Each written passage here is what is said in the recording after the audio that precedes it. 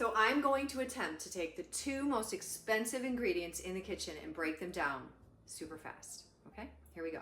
Rapid fire, two most expensive things in the bake shop: chocolate and vanilla. Chocolate is required by law to have a certain percentage of cocoa butter, and it's different everywhere. But inside of the chocolate lives other things.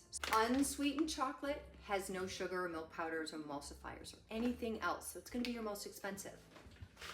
Cocoa nibs, nothing else in here except the bits of the cocoa bean that have been roasted. Cocoa powder, same thing. It doesn't have extra things in it. If you add hot water to it, it melts out and it's unsweetened chocolate, and they're all a little bit different, and you have to get familiar with their flavors. But then it comes into, look at this, I've got Calabo, 54%, milk chocolate, white chocolate, okay, these are all couverture. This is Valrhona at 70%, it's very dark. This is a milk, 40%, okay? Both of these brands have more varieties and types of chocolates than I could possibly go over with you right now, but they have a few things in common. They all have cocoa butter in them, including the white chocolate, and they all have other things in them. So if you are assuming that any chocolate's vegan just because it's dark, don't assume that. If you're assuming that 54% tells you anything about what's inside here, don't do that. If you want to know what the percentage is of milk solids, sugars, and other lecithin and sort of other ingredients that make it taste and feel the way that it is, you need to call the company.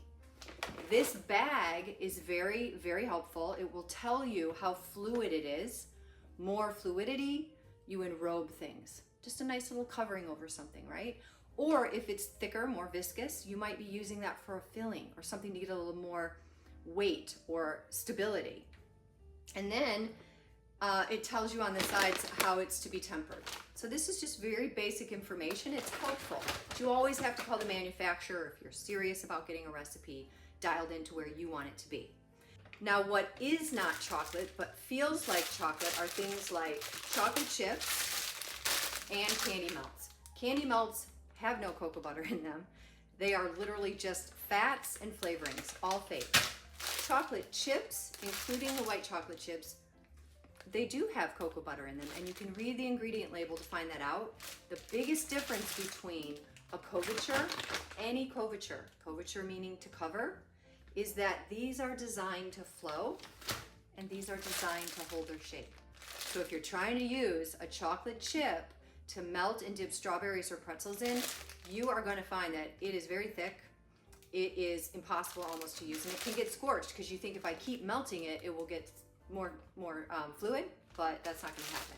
So if you've ever been frustrated by chocolate chips, it's not in your head.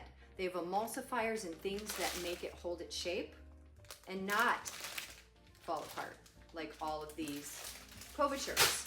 And so a couverture can never be a chocolate chip, and a chocolate chip can never be a couverture. The two are not the same. Vanilla is the next most expensive. If you're going to buy vanilla, you need to pay attention to the quality and the style. So you can get everything from vanilla bean paste to the extract to the whole vanilla bean. I like vanilla bean paste because it actually has the vanilla bean seeds in it. It does have a little sugar in there, and it is more viscous, so it's less liquid than an extract. So sometimes I use this when I want to see the seeds and when I don't want to add a lot of extra liquid that kind of looks like water. Moisture and no visible seeds, thicker, less moisture, and more visible seeds. This is from Mexico, so if you're ever traveling in areas of the world that grow something like vanilla, buy what they're making. This is incredibly beautiful. I never use fake vanilla, but it does have a certain taste, and it's colorless. If you need to get a really white buttercream or really white fondant or gum paste or something, you don't want to use anything that's going to tinge it. And then the best are vanilla bean pods that are whole, okay?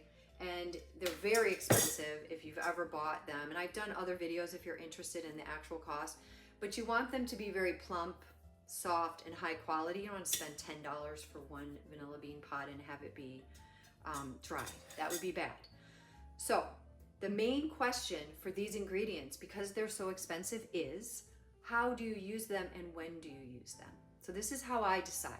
Number one, if you have the name vanilla in your recipe or chocolate in your recipe, then you need to pay attention to that ingredient. It can't just be a one-off cheap thing. It has to be the best version of chocolate or vanilla.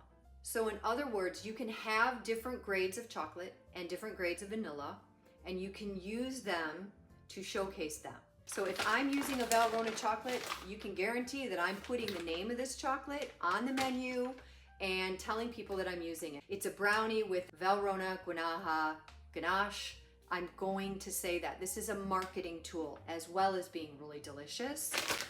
And if I am going to use vanilla and it's in the forefront, vanilla creme brulee, vanilla ice cream, I want to know that it's got beans in it or it's been cold steeped. I want to know how you treated it. So now you've spent all your money on chocolate and vanilla. What do? You take care of your ingredients. Vanilla is what you call a volatile compound. It means that it does not like to be cooked. And if you're using extract, the alcohol is going to burn off depending on how you're using it.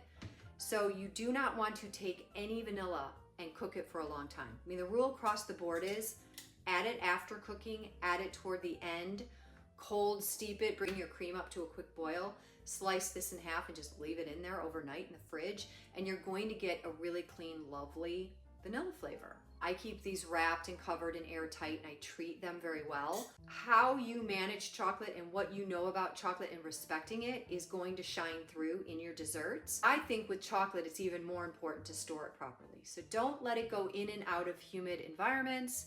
It doesn't need to be in the refrigerator ever, even after you've made something. Let it be chocolate. Let it be at a cool 68 degrees, low humidity, and protect it, and then you'll get the best use out of it. I love these ingredients, but they are very expensive. So if you're going to use them, treat them with care. It should never be a secondary thought. And if you are trying to make a statement for the ingredients that you are using, make sure that you call out the brands and the types of them so that people understand that they're paying a little bit more for something because they're getting something more special.